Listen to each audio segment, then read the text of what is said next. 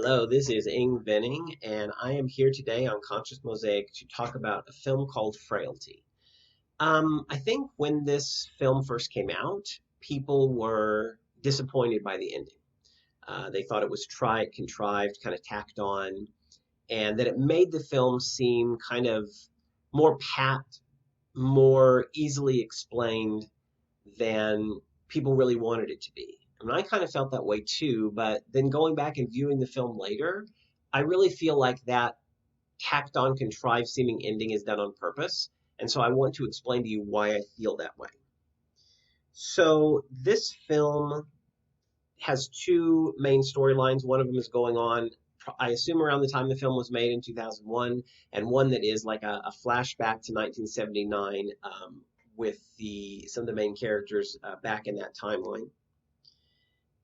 And the family back in 1979, they seem like this too perfect family. And as it turns out, they are too perfect, as it were. And their names are interesting. Uh, there's the two boys and their father. Their surname is Meeks, but as you might expect in a film that has a lot to do with mixed up or confused identity, we have names in this film that you can mix up and you get interesting results. So we have Meeks, which implies that they're humble, but you can also mix that word up and make a word that looks like, even if it's misspelled, scheme. So there's a scheme hiding in the Meeks. And that's probably true of each one of those characters. They all scheme in some certain way. They all practice deceit in certain ways. The father actually does not have a name. So that may imply there's a certain aspect of his identity that is maybe cut off or not shown to us. And then the boys, there's Fenton. Now, Fent is like is like a marsh or a bog. Tun is derived from a word that means town, so it could imply that the whole town is maybe swamped down in sin, something like that. But also ton is, a unit of measurement that's very heavy. So this idea of his name that he's like heavy and low, that's what's kind of being implied with his name. We also have Adam, his younger brother, and Adam is from a Hebrew word that means man, like the first man, but it also means red. It could be red like the clay of the earth, or could be red like being bloody. And then we could also mix his name up, and if you account for an extra A, well, you might get the word mad or the word damn. Some other interesting names in the film, although I don't have time to examine all the names. We have the first victim is Cynthia. So a lot of going on in her name. Sin obviously is like transgression in Christian liturgy, but also the name sounds like synthesis or synthesized, so the sin might be synthesized, or her personality might be synthesized. If you add the Thea part, that's like God or deity, so maybe she's a deity of sin. Cynthia from Kenthos, that's a mount where Artemis was born, and so in that sense it's related to Artemis, perhaps because she's a pagan deity. Later on, we have an Edward March, and he's going to be essential toward pushing our character Fenton in the direction of when his father's trying to make him embrace their worldview. So that march it's like a forced progress. But you can also mix his last name up and get the word charm, which might have to do with if he's victimizing little children, or it might be an implication that they're not. It's ambiguous like most of the names, but it's interesting that you can do that. Later on, we have Brad White, and Brad is like a nail, could be a nail in the cross. Often it's a nail used in building, so maybe he's part of building the plot, and his last name is White, which we wouldn't expect, but then again, there's a lot of ambiguity going on with different names and things. So lots of interesting names going on being used in the film. So this Too Perfect family, we see them at dinner early on in the movie. We notice that Adam is eating peas and he loves peas, but his father kind of jokingly warns him, don't eat too many peas or you'll turn into one, which I think shows us early on that Adam has the kind of personality of someone who might be easily converted. Also, early on, we see the television is showing a nature special, and it's talking about this treacherous gator that could jump up from a bog or a fen, a marsh like Fenton's name, and that could be deadly. And so we're seeing through this nature show this idea in the background that things in fens are deadly or treacherous or dangerous or deceitful. And of course, the perfection of this family is only on the surface. We soon see this when the father comes to the boys and says that an angel's come to him in a vision. It's a vision and a trophy, and it seems ridiculous, but he's so earnest about it that it's creepy. And he says they'll be given a list of names of demons to destroy, but they'll look like people. He says, makes the distinction killing humans is bad, but destroying demons is not only good, but it's their destiny. He says, for this purpose, they'll be given 3 weapons. And the weapons are interesting to note. The first is a pipe. Now, a pipe is literally a conduit, often for shit, but it could be seen as a divine conduit, divine energy. Then there's a pair of gloves, and he'll take the gloves off and reveal people's sins. Now, the pipe, he's supposed to hit people and kidnap them before their sins are revealed. So this shows in this philosophy that faith is to be taken above evidence. So the evidence of the revelation is secondary. And I think what the gloves really represent is covering yourself, right, is covering up your own sense of empathy and compassion so that you can kill someone. And then finally, we have a double-bladed axe. And it's important that it's double-bladed because this philosophy kind of cuts both ways. And we'll see that when Fenton uses that very axe to kill his father. Also, the axe's name is Otis, an interesting name. It could be Otis derived from Germanic etymology, which would mean something like wealth or treasure. It could be Otis is derived from Greek etymology, which would mean something like keen or acute or sharp, since it's an axe. And again, you can mix up some of the letters. You could get Ceto, which is grain or food, maybe the idea that this is feeding their visions, his visions. You can also get TOIS, which is close to French trois, which means 3, and there are 3 weapons.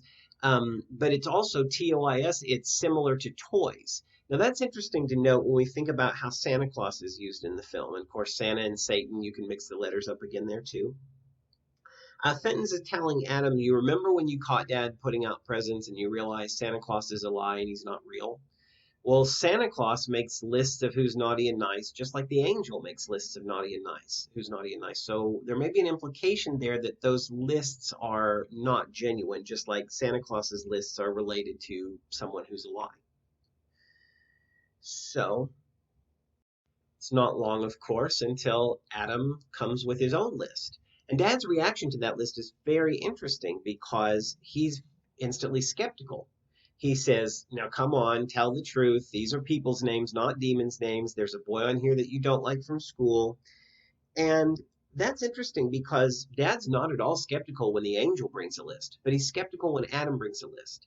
And, the angel is this all-powerful emissary from God, and Adam is just a little boy. So the idea here is that power informs truth, that we believe something when it comes from a being that's powerful, but we're skeptical when it comes from a being that doesn't have much power or influence. And it's not long after this that we see the show that the kids are watching with Davy. And the premise is that Davy goes into the mine, but his dad says, hey, you had a choice. You didn't have to go into the mine. And that's very interesting, especially in a fundamentalist worldview where it would be like God has created the mine, this dark place in the ground, dark hole in the ground. And he's created Davy, so he obviously created Davy with the ability to choose to go into the mine. So I think you have to be kind of skeptical of this idea that the choice, even if it was Davy's choice, it was heavily influenced by God. It was also, by the way, influenced by Davy's dad, who either through neglect or directly somehow exposed Davy to this dangerous place, just as Dad Meeks is exposing his kids to things that are dangerous, including dark holes in the ground. We're going to see that metaphor come up again and again. In fact, this dark hole metaphor is very important to Fenton's part in this story because as we watch this movie unfold, what we are watching is progressive conversion.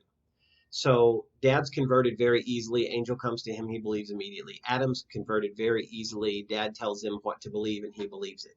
Fenton, it's very, very difficult to change his mind about what he believes. And part of how his mind gets changed is forcing him to participate in the horrible things that Dad's planned.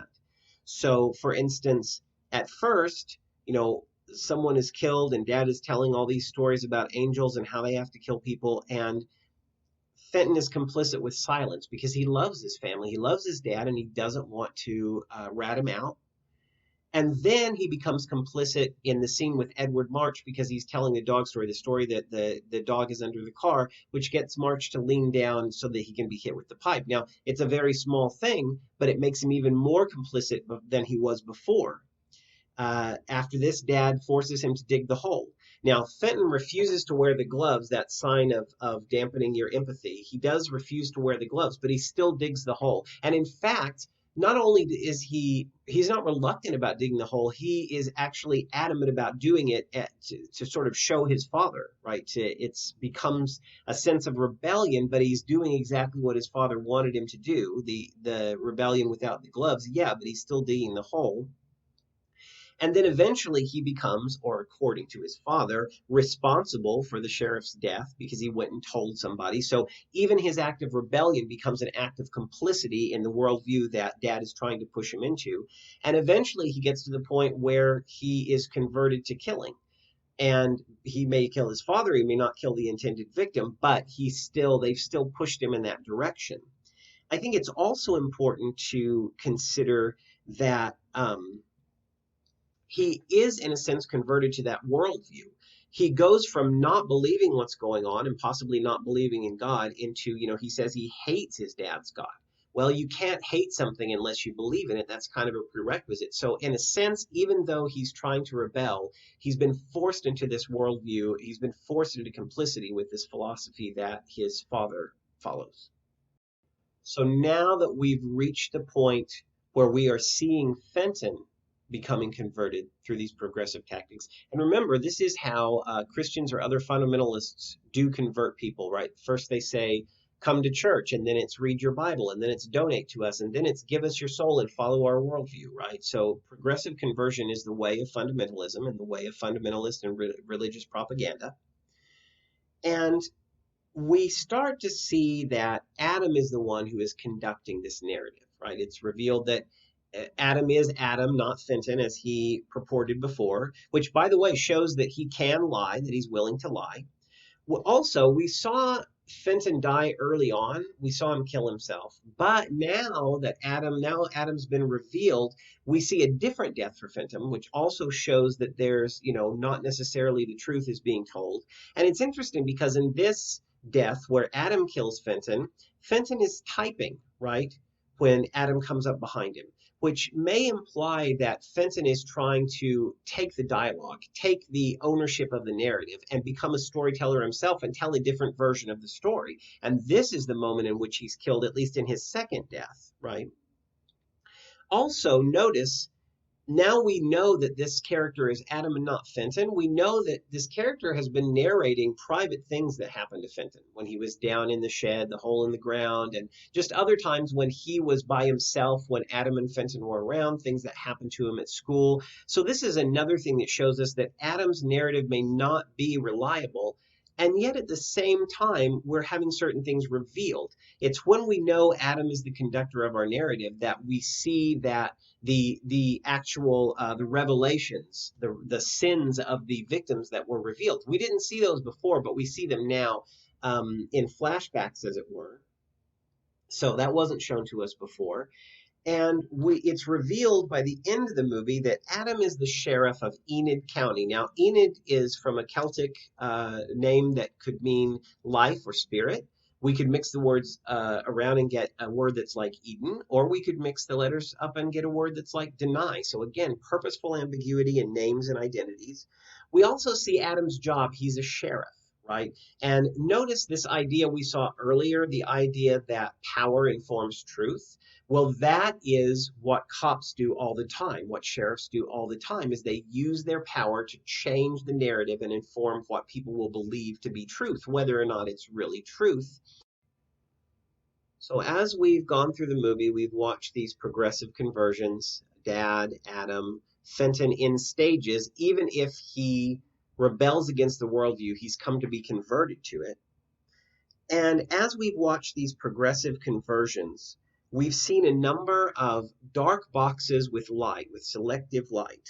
So, for instance, the barn where the weapons were revealed, where Otis and the gloves were revealed, the shed that they build that Fenton digs the hole for, the garage where Brad White is killed and where Father is killed, the police car with the grill that Adam is behind as Doyle is driving him, the mine that Davy goes into, the van that they buy to help them kill their victims, the TV that they watch at their home.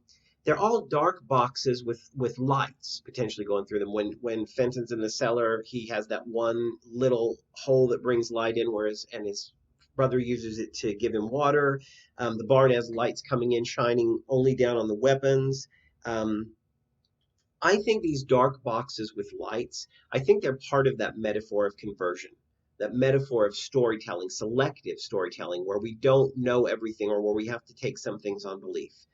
I think the final dark box is the one where we're watching the movie, the theater with the projector shining through, the TV or computer that we're watching things on in our homes. I think we watch this progressive conversion, and then we're the ones that are being challenged at the end. I think the ending of the movie, yeah, it seems tried and tacked on and contrived, and that's because it's daring us to make what we will of it. It dares us to be converted or to resist conversion. We're in that dark box with the lights, just like Fenton was, just like the others were. And we have gone through a process of progressive conversion. And now we reach that final point where the murders, the sins are revealed. And in a way, the movie is asking us, will you believe this too? I mean, that's how religious propaganda works. We must go through in progressive stages, and we're going to have to reach a point where we say, do we believe this worldview or do we not? I think Frailty brings us to that. If you agree or disagree, let me know. If you have other comments on the film, let me know. If you want to talk about other films or literature, visual arts, music, games, anything else, this is a channel for analyzing the arts, and I want people to come here. I want it to be a network for people to share how much they love the arts and what awesome things they find when they look deeply at works of the arts that they really enjoy. So please feel free to contact me. I'd love to hear from you, and have a wonderful day, everyone.